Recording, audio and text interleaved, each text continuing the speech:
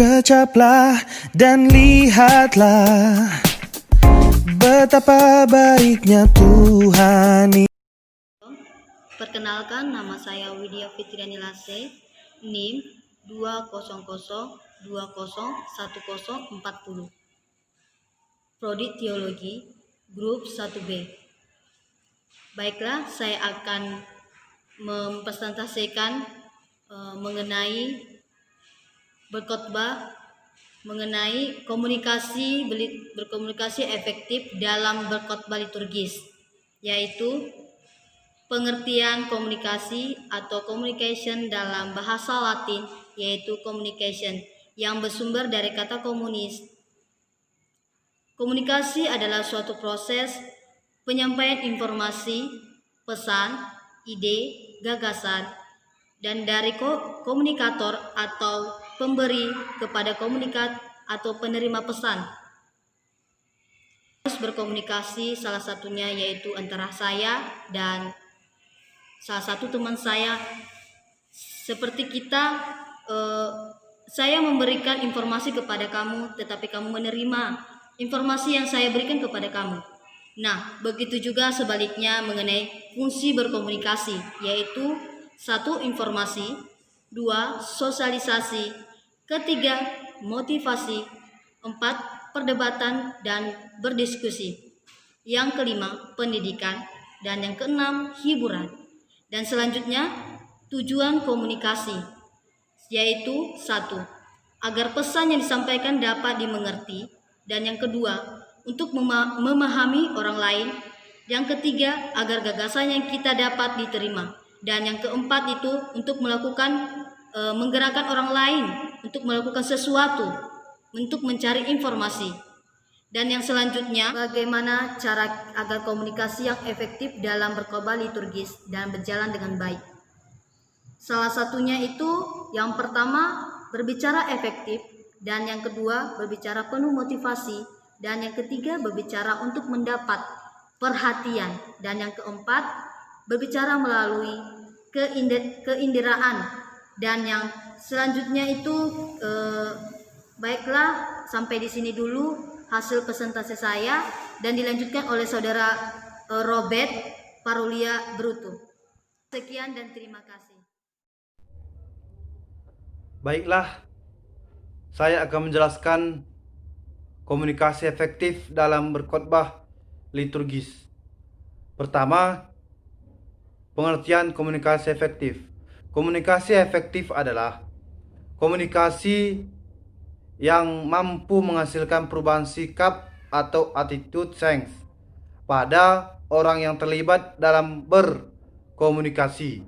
Komunikasi efektif memungkinkan seseorang dapat saling bertukar informasi, ide, gagasan, kepercayaan, perasaan, dan sikap antara dua orang atau kelompok yang hasilnya sesuai dengan harapan.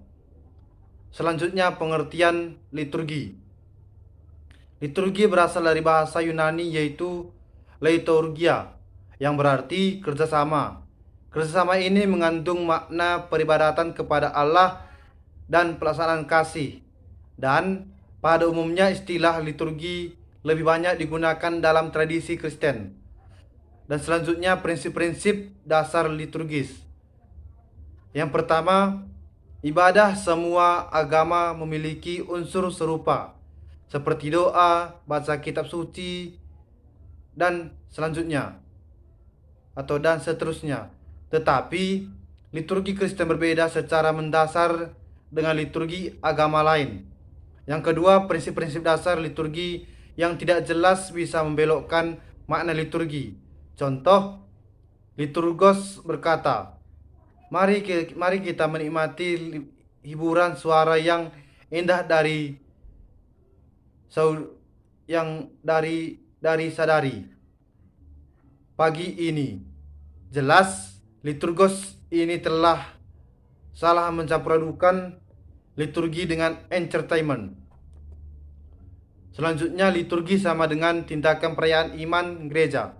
Yang pertama, iman yang dirayakan adalah tanggapan atas panggilan dan tawaran pernyataan diri dari Allah Allah yang telah melaksanakan karya penyelamatannya dalam sejarah. Jadi, liturgi adalah celebrative acts yang berpusat pada Allah. Allah telah menyelamatkan, maka kita merayakan dengan berliturgi. Yang kedua, ibadah atau Eucharisty atau Eucharist sama dengan to give thanks.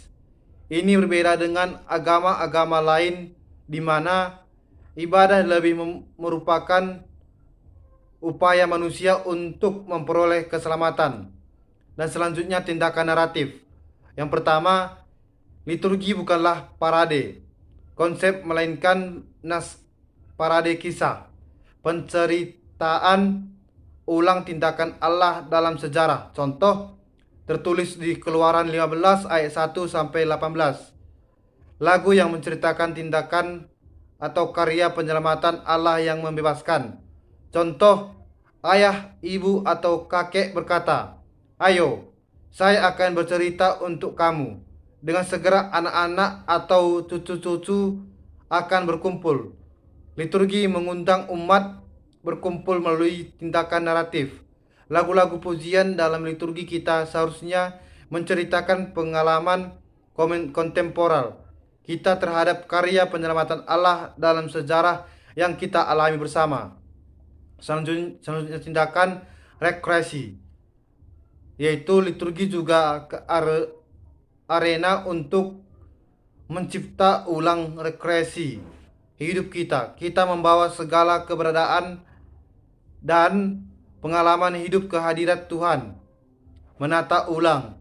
Dalam rekreasi itu kita mengatur kembali dan representasi hidup sesuai dengan nilai-nilai kerajaan Allah. Jadi di hadapan hadirat Tuhan kita diciptakan ulang. Setiap kali Allah menyapa kita dalam tiap ibadah atau liturgi, setiap pengalaman kita, baik suka dan duka, baik atau jahat, ditata kembali dengan hidup kita dicipta ulang. Itu sebabnya pentingnya sekali ada elemen pengakuan dosa dalam liturgi kita. Selanjutnya, tindakan proaktif atau exhalotogis. Yang pertama, sementara kita membawa kehidupan sehari-hari ke dalam liturgi, kita juga membawa proyeksi masa depan.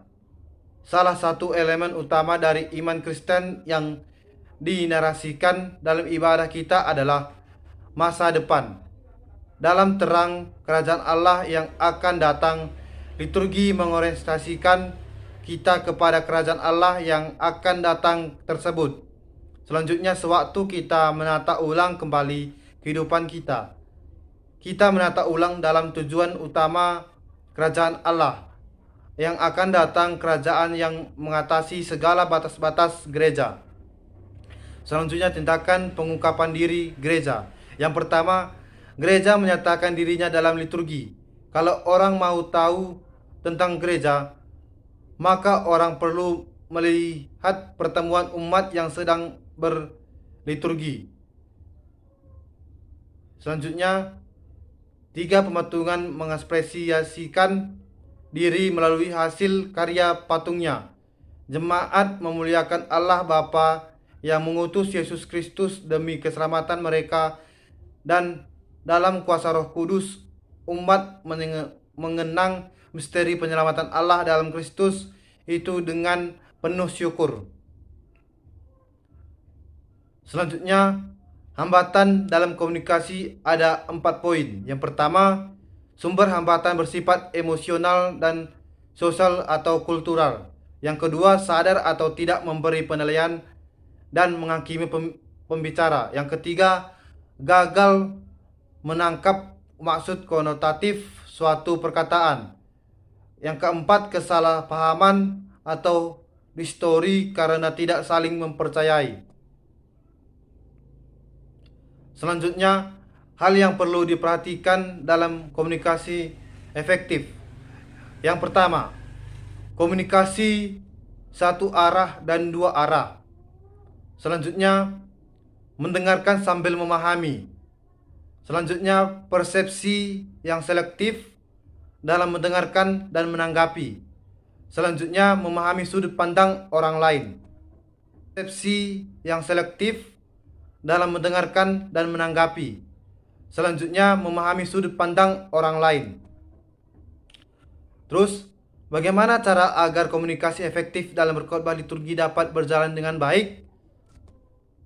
Yang pertama, berbicara efektif. Yang kedua, berbicara penuh motivasi. Yang ketiga, berbicara untuk mendapat perhatian. Yang keempat, berbicara melalui keinderaan. Jadi, sampai di sini dulu pembahasan tentang komunikasi efektif dalam berkhotbah liturgi. Jika ada kesalahan dalam pengucapan kami dan kesalahan pengertian, kami mohon maaf sebesarnya. Shalom, juah-juah banta karinya.